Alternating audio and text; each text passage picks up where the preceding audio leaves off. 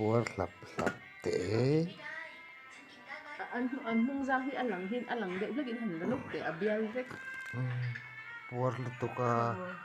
akoi vekalom he an puar zia tumo he antram andu ni hi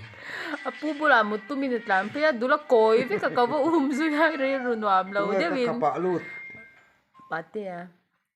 kan adul kan khoi chun lo puar lu tu lo nia lap mai he ain ulu ka sin ala ler do na nia he pa buka hi chu sakham poni ro zo asakham mani hi mai te phi ulu ain uluk thei bi ka nia lal oh nu he la chumo lal hey nu la hey te hi nula tu kan nula hey kan nula po mai phi ve do dem khai mit ek te om o hey kan nula po bein sa khop me inti fai ro khai hi ka akela then lo mai thi achoi na ala ang chap chap ta ka ra ta kan lo mo hey hey chuin uluk thei sin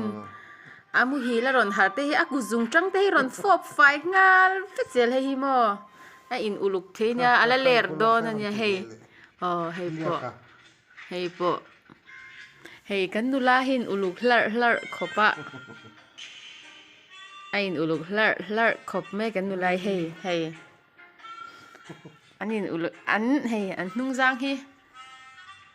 koi ve kalpun ka cha te lon kal koi chan he ta hian mai phi ve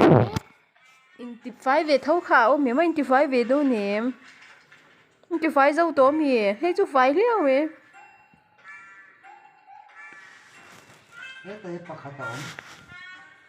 Ito yung pakataon bok. mol tu ti su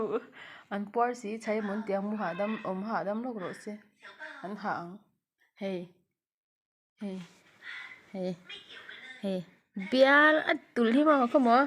ai ko mo kan entir ti kan ti lang no adul hi hey hey apuar nya hey hey an puar hi an dul hi soi bo hoi Lap loma.